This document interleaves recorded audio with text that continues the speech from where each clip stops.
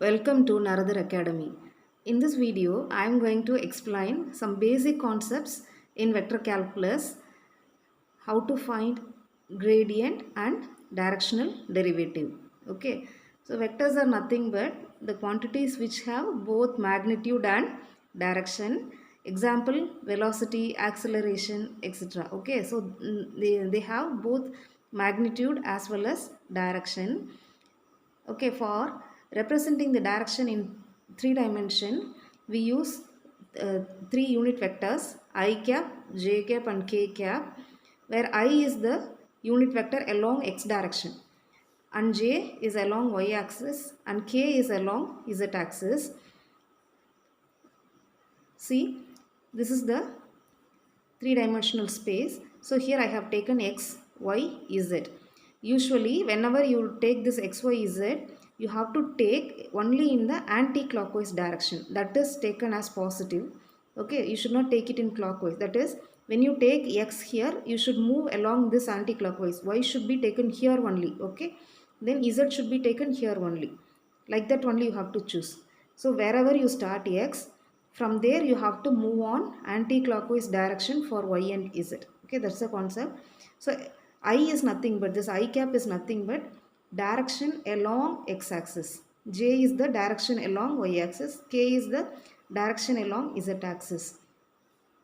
They are all unit vectors. Unit vectors means their modulus value or magnitude is equal to 1, and usually for vectors we use this arrow symbol. Arrow symbol represents vector, and some places we use this cap. This cap denote that is a unit vector. The vector mentioned here is So for unit vectors we use this cap symbol.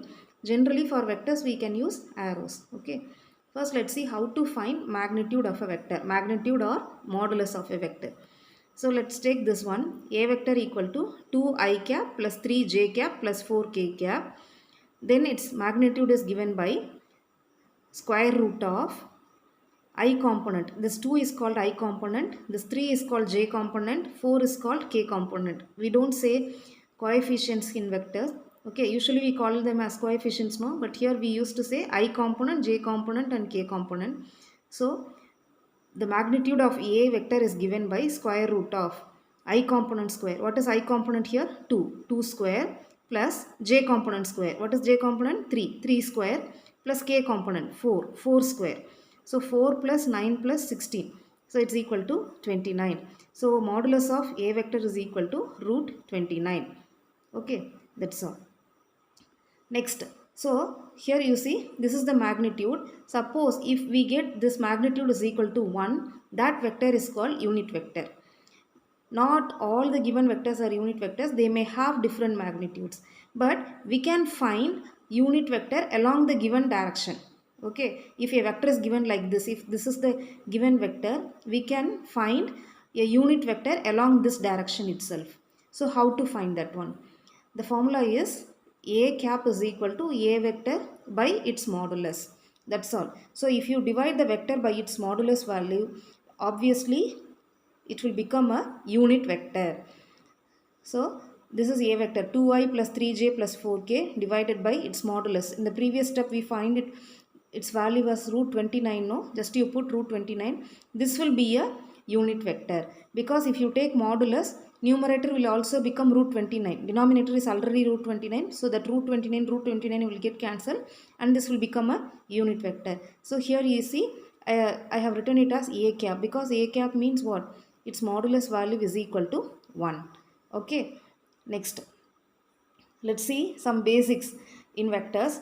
How to add two vectors and how to do subtraction, like that we will see here. Let's take A vector equal to 2i plus 3j plus 4k, B vector equal to 3i plus 4j plus 2k. How to add these two vectors? For addition and subtraction, you have to do component wise. Okay, that is I component with I component, whether it may be addition or subtraction. You have to do with what? I component with I component, j with j and k with k. You should not you should not interchange the components. Okay, so now let's see how to find A plus B. A vector plus B vector equal to, what's I component here? 2. Here the I component is 3. So 2 plus 3 I component. Okay, plus j component here is 3, j component here is 4. So it's 3 plus 4 j vector, plus here k component is 4, k component is 2. So 4 plus 2 k vector. So finally what is the addition of these two vectors? A vector plus b vector is equal to 2 plus 3 is 5i plus 7j plus 6k. This is how you have to do the addition. And similarly for subtraction, I component minus I component. So 2 minus 3 I cap plus 3 minus 4 j cap plus 4 minus 2 k cap. Okay. So 2 minus 3 minus 1 I cap minus 1 j cap plus 2 k cap. So a minus b equal to minus I minus j plus 2 k cap. Next one is product. For vectors, we have two types of product. One is dot product, another one is cross product. First, let's see what is a dot product. This dot product is also called as scalar product. Consider these two vectors. A equal to 2i plus 3j plus 4k. B equal to 3i plus 4j plus 2k. Dot product means, this is the way we have to write dot product. A dot with b. Okay, a dot b is equal to the dot. For dot product you have to multiply, normal number multiplication only.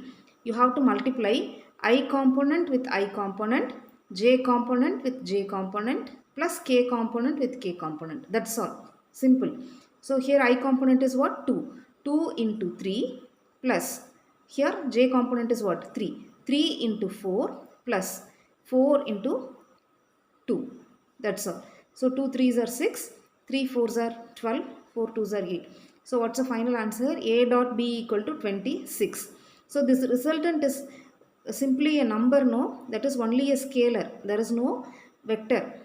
So that is why this product is called scalar product. The dot product or scalar product, because when you take two vectors and find the dot product, the resultant will be a scalar. That is why it is called scalar product. Let's see some basic things. When you take I cap with I cap, the dot product is equal to 1, j with j 1, k with k 1.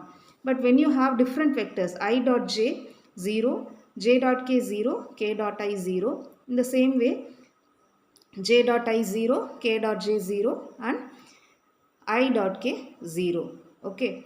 Dot product is always commutative. Commutative means what? Even if you reverse the order of multiplication, the resultant will be same. That is a dot b equal to b dot a.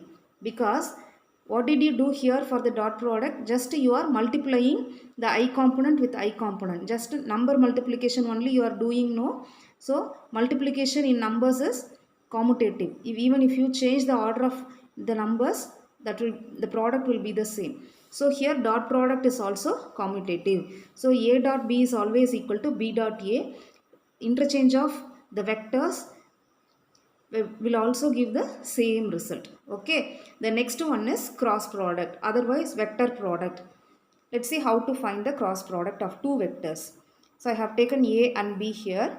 The cross product a cross b is equal to determinant of, what you have to do is, in the first row you have to write I, j, k unit vectors. This is the procedure for finding the cross product. First row you have to write determinant of I, j, k. Second row, what is the first vector here? A vector, no. Write the components of a vector. 2, 3, 4. Don't change the order. I component, j component, k component. In that order only you have to write. Then in the last row, write the components of the second vector. 3, 4, 2. Okay. You should not do any change of numbers here. You have to write component wise correctly. Okay, this is a 3 by 3 determinant, no? The value of this determinant is the cross product of these two vectors. So how to expand this determinant, or how to find the value of this determinant? You have to take plus, minus, plus here. Okay, so I cap into, this is I cap, no? Leave this row and this column. What is the remaining thing we have? This is the remaining thing we have, no? That determinant you have to write here. 3, 4, 4, 2. That is, when you are taking this I cap, leave that row and that particular column you leave. Remaining is there, no? That you have to write determinant 3, 4, 4, 2. Next number, for the next number you have to put minus. For determinants, plus minus plus alternately come. J cap into j cap is here, no, so leave this row and leave this column. So remaining, what is the remaining element? 2 3 4 2. That 2 3 4 2 I am writing here, plus the next one is plus k cap into, leave this row and leave this column. What is the remaining determinant? 2 3 3 4. The 2 3 3 4 I have written here. So now you expand this determinant, find the value. I cap into, how to find the value of this determinant? This is 2 by 2 determinant, no. First you have to multiply these two numbers. These two numbers minus these two numbers. Okay, product of these two numbers minus product of these two numbers. Order should not be changed. If you change the order, the sign will be different. So 3 2s are 6 minus 4 4s are 16 minus j cap into 2 2s are 4 minus 3 4s are 12 plus k cap into 2 4s are 8 minus 3 3s are 9. Okay, that's all. So I cap into 6 minus 16 minus 10. 4 minus 12 is minus 8. So minus of minus plus 8j. Here it is minus k cap. So a cross b is equal to minus 10i plus 8j minus k. Okay. In dot product, we said dot product is commutative. That is, even if you change the order of multiplication, the resultant will be the same. But cross product is not like that. If you change the order of the vectors, the resultant will be different in sign. If you write b cross a means what? This row will come here and this row will come here. These two rows will get interchanged, no? In determinants, if you interchange any two rows or columns, the sign will be different. Okay, that's the property of the determinant. Okay, so when you interchange the given vectors, the product will be different in sign. So cross product is not commutative. That means a cross b is equal to minus b cross a. Right. Okay. See, look at this a cross b. I am getting the answer in vectors only. Okay. So that is why this cross product is called vector product. Whereas in dot product, when you take two vectors, the dot product of two vectors is a scalar. So it is scalar product. Here the cross product of two vectors is a vector. So this is called what? Vector product. Now let's see some basic identities. I cross I, j cross j, k cross k. That is, when you take the cross product of the vector with itself. Okay, the vector with itself, the resultant is 0. Since this is vector product, in the answer you have to put only 0 vector. 0 vector means what? 0 I cap, 0 j cap plus 0 k cap. You should not write without this vector. Okay. And j cross j is also 0 vector, k cross k is also 0 vector. But when you have different values, I cross j is equal to k, j cross k equal to I, k cross I equal to j. You can easily remember, it will be preserving the order I, j, k, j, k, I, k, I, j. I told you, no, that it will preserve the order. You can easily remember. When you interchange the vectors, I cross j equal to k means, what about j cross I? J cross I will be minus k. J cross k is I, so k cross j is minus I. K cross I is j, so I cross k is minus j. That's all. So this is all about cross product. Next, let's see how to find the angle between two vectors. If a and b are the given vectors, then the angle between them is given by theta, cos theta equal to a dot product here, a vector dot b vector by modulus a into modulus b. Another formula is sin theta equal to modulus of a cross b by modulus a into modulus b. Both the formulas will give you the angle between the given two vectors, but it is easy to compute dot product, no? So whenever you are asked to find the angle between the vectors, it's better to use this formula, dot product formula. We can easily compute, whereas this one is difficult, no? For finding the cross product, it will be taking time. So it's better we can use this formula. So let's find the angle between these two vectors.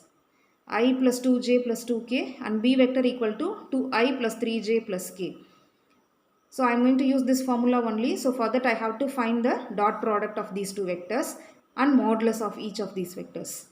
So dot product is nothing but what? Multiply the I component with the I component, j with j and k with k. So a dot b equal to 1 into 2 plus 2 into 3 plus 2 into 1. So the answer is 2 plus 6 plus 2. So a dot b equal to what? 10.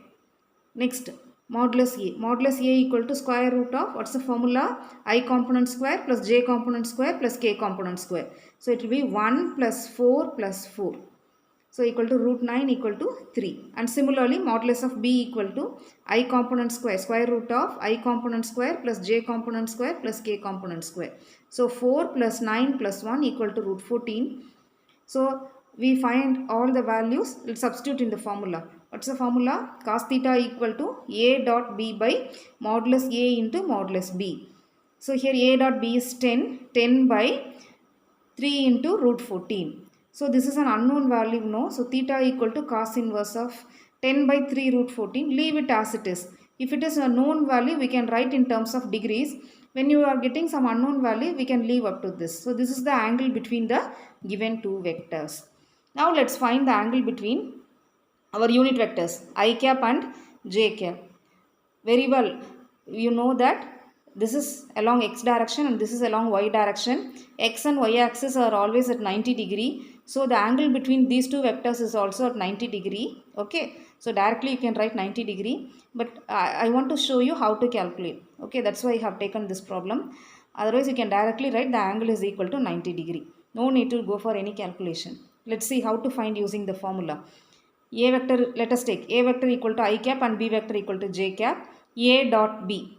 Here I dot j. So in dot product, when you have two different unit vectors, the dot product is equal to 0. Okay, modulus of A vector. This is unit vector, no? So its modulus is 1 and this modulus is also equal to 1.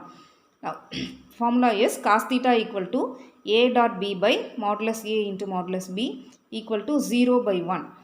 So theta equal to cos inverse of 0. Where will you get 0 in cos table? Cos 90 equal to 0. That is cos inverse of 0 is equal to 90 degree. So theta equal to what? 90 degree. So the angle between I and J is 90 degree.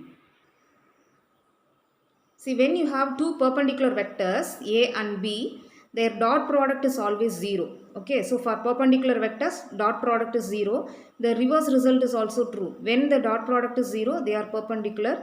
When they are perpendicular, dot product is 0. This is if and only if condition. And similarly, when the given two vectors are parallel, their cross product equal to 0. Perpendicular means dot product 0. Parallel means cross product 0. Okay, that's the reason we have I dot j equal to 0, because I, j, k, they are all mutually perpendicular, no? So when you take I dot j, j dot k, k dot I, they are all equal to 0 because they are mutually perpendicular. So for perpendicular vectors, what we have? The dot product equal to 0. Similarly, for parallel vectors, cross product equal to 0, no? Every vector is parallel to itself, that we know. Every line is parallel to itself. So here I cross I is equal to 0, j cross j 0, k cross k 0. So whatever vector you take, the cross product of a vector with itself is equal to always 0 only. Okay, that's all. So these are the basic things. Now let's see how to find gradient of a scalar point function. See, suppose if phi is a scalar function means what? It won't have any direction. It has only magnitude. Then, how to find its gradient? It is nothing but, the gradient is nothing but del phi, where del is a operator, vector operator, and it is given by I dou phi by dou x plus j dou phi by dou y plus k dou phi by dou z. It's a simple result only. This is called gradient. Okay, let's see one problem. Find the gradient of the function phi equal to x plus xy square plus yz cube. The problem is very simple. Just you have to differentiate this phi with respect to x, then with respect to y, and then with respect to z. This phi is a function of three variables x, y, z. So when you have a function of three variables, you will have only partial derivatives. Okay. Only when you have a function of single variable, you will have total derivative. Since phi is a function of three different variables, you will have partial differentiation only. So first let's find dou phi by dou x.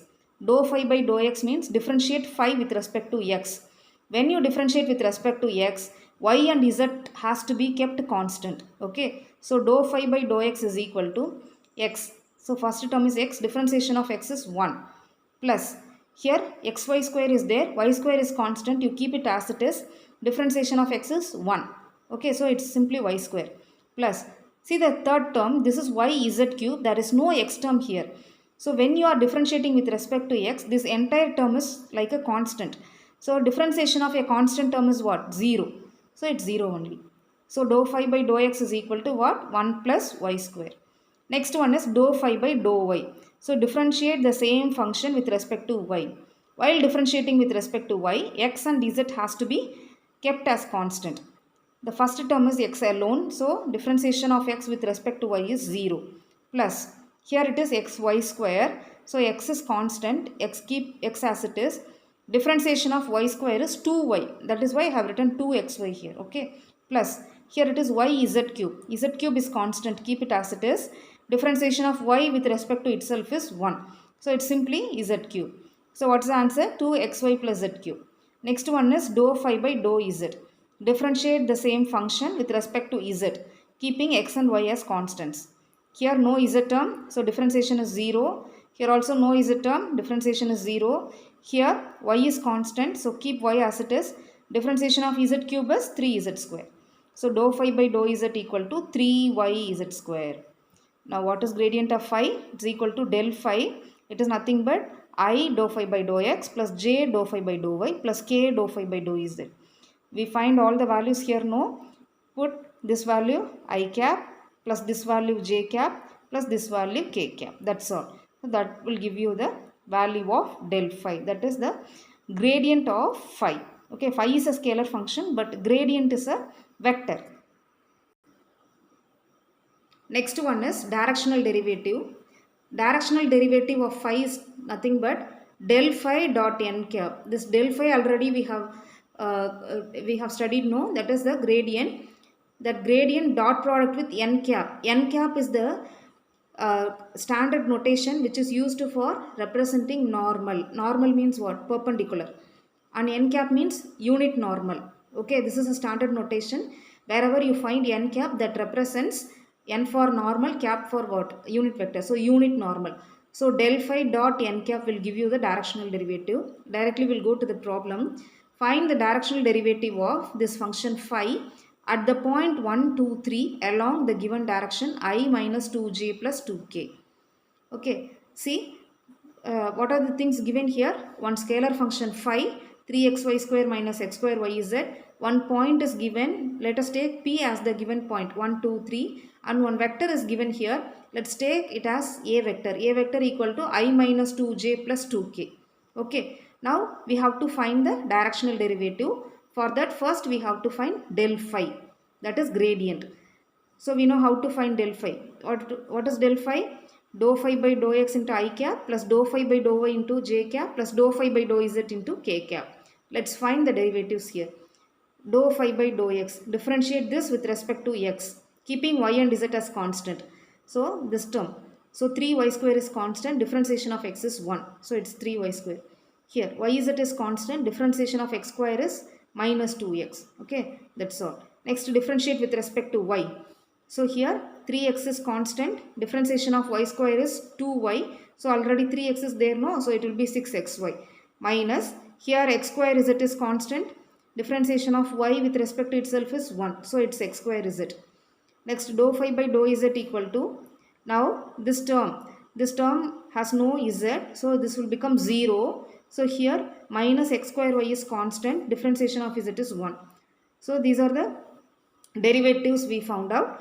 So let's write del phi. Del phi equal to I into dou phi by dou x plus j into dou phi by dou y plus k into this dou phi by dou z. Now we are going to find the directional derivative. So for that, one point is given here, no? 1, 2, 3. Substitute that point in the value of del phi. 1, 2, 3 means what? First one is x value, second one is y value, and third one is z value.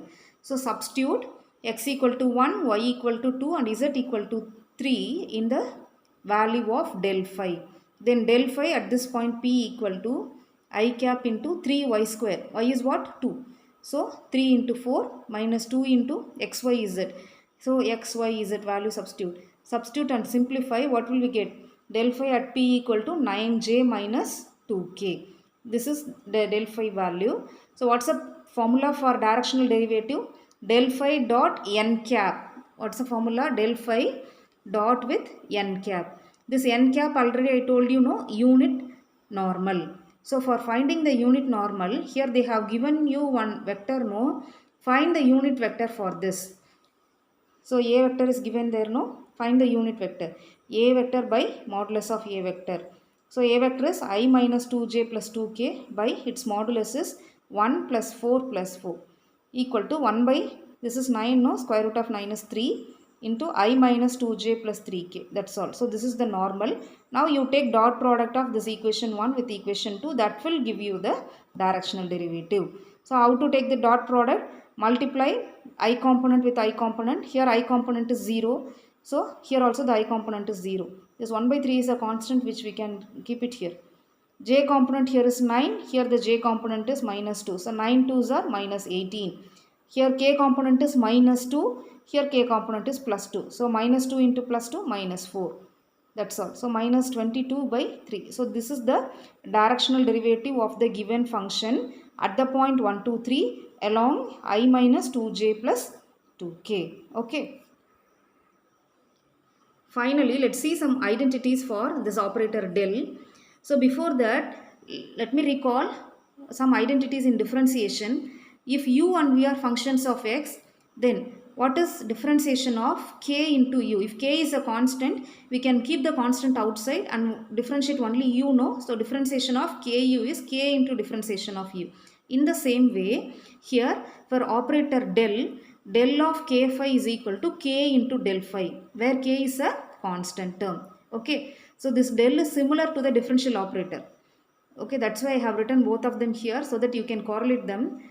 Next, when u and v are two functions of x, what is differentiation of u plus v? Equal to differentiation of u plus differentiation of v. In the same way, for the operator del, if phi and psi are two scalars, del of phi plus psi equal to del phi plus del psi. And similarly, when you have product of two functions u and v, how will you differentiate? V into differentiation of u plus u into differentiation of v, isn't it? This is called chain rule, no? In the same way, del of phi into psi is equal to psi into del phi plus phi into del psi. The same way, here what you write? V into differentiation of u plus u into differentiation of v, no? In the same way here, psi into del phi plus phi into del psi. And similarly, differentiation of u by v, what's the formula? Denominator you have to put this v square, numerator v du by dx minus u dv by dx.